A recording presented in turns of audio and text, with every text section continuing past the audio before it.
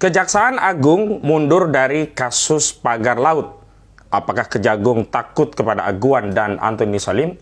Bismillahirrahmanirrahim.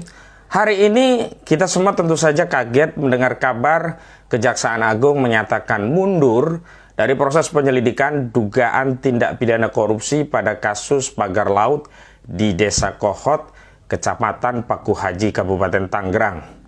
Dalih yang disebut oleh Kejagung adalah karena Bareskrim Polri telah memulai penyidikan kasus yang berkaitan dengan dugaan tidak pidana pemalsuan atau memasukkan keterangan palsu dalam akta otentik sebagaimana diatur dalam pasal 266 dan 263 KUHP. Hanya saja kita semua menjadi bertanya-tanya apakah murni karena ada penyidikan yang dilakukan oleh Bareskrim atau ada tekanan dari oligarki terhadap Kejagung. Pihak Kejagung sendiri mengatakan bahwa dasar penghentian penyelidikan yang dilakukan oleh Kejaksaan Agung terhadap kasus ini adalah karena ada MOU antara Kejaksaan Agung, KPK, dan Mabes Polri, di mana dalam kesepakatan 3 lembaga penegak hukum ini, jika ada salah satu institusi penegak hukum telah memulai penanganan suatu perkara, maka lembaga yang lainnya mengalah untuk tidak menangani kasusnya.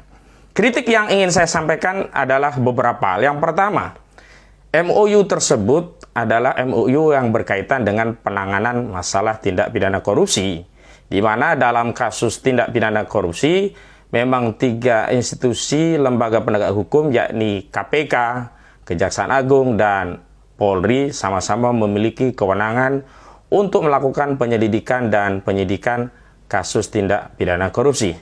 Sementara dalam kasus pagar laut yang ditangani oleh Bareskrim Mabes Polri bukanlah tindak pidana korupsi, tetapi yang sedang ditangani oleh Bareskrim Mabes Polri adalah kasus dugaan tindak pidana pemalsuan dokumen sebagaimana diatur dalam pasal 263 KUHP dan tindak pidana dugaan memasukkan keterangan palsu dalam akta otentik ya, sebagaimana diatur dalam pasal 266 KUHP dan dijuntukan dengan pasal 55 dan 56 KUHP. Sehingga jadi tidak relevan alasan Kejagung mundur karena hari ini Bareskrim Mabes Polri tidak sedang menangani kasus korupsinya, tetapi tindak pidana umum yang hari ini ditangani juga oleh Direktur Tindak Pidana Umum Bareskrim Mabes Polri. Kedua, jika alasan disampaikan Kejagung adalah bahwa tipikor itu bisa saja bermula dari tipidum yang kemudian akan ditingkatkan tindak pidana khusus jika ditemukan, ini juga tidak relevan, apalagi jika dalihnya adalah ada tidaknya suap atau gratifikasi. Karena suap atau gratifikasi itu hanyalah salah satu dari banyak tindak pidana korupsi yang diatur dalam Undang-Undang Nomor 31 Tahun 1999. Justru yang pertama harus dilakukan penyelidikan terhadap kasus ini oleh Kejaksaan Agung atau institusi negara lainnya yang melakukan penanganan korupsi adalah dugaan adanya tindak pidana penyalahgunaan wewenang atau melakukan perbuatan melawan hukum yang merugikan keuangan negara dengan motif untuk menguntungkan diri sendiri, orang lain, atau korporasi.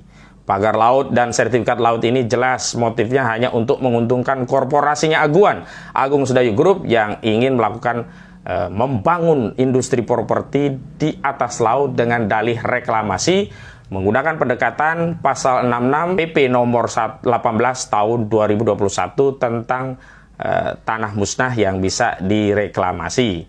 Kedua, kita juga sudah tahu kerugian itu jelas dirasakan oleh nelayan yang sudah ada yang menghitung juga kerugian nelayan akibat terhalangi oleh pagar laut. Juga potensi kerugian negara karena laut akan dikuasai oleh oligarki properti yang dalam hal ini sudah diakui sertifikat-sertifikat pagar laut itu diantaranya dimiliki oleh anak usaha, 2 anak usaha Agung Sedayu Group.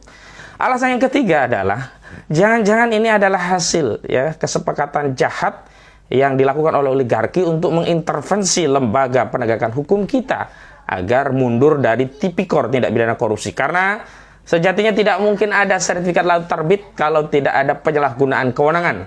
Tidak akan pernah ada sertifikat laut terbit kalau tidak ada perbuatan melawan hukum. Semua ini jelas merugikan keuangan negara dengan adanya pagar laut dan sertifikat yang merampas tanah milik negara di laut yang dikuasai oleh entitas swasta atau korporasi. Dan yang terakhir yang paling penting adalah apakah kasus korupsinya akan dipetieskan atau dihilangkan dengan mundurnya Kejaksaan Agung?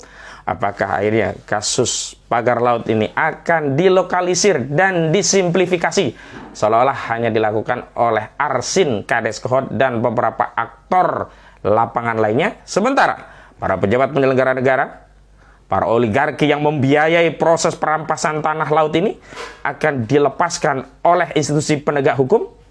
Kita lihat saja bagaimana kinerja aparat penegak hukum ke depan, dan kita lihat bagaimana kinerja komitmen Saudara Prabowo Subianto dalam memberantas korupsi di Republik ini.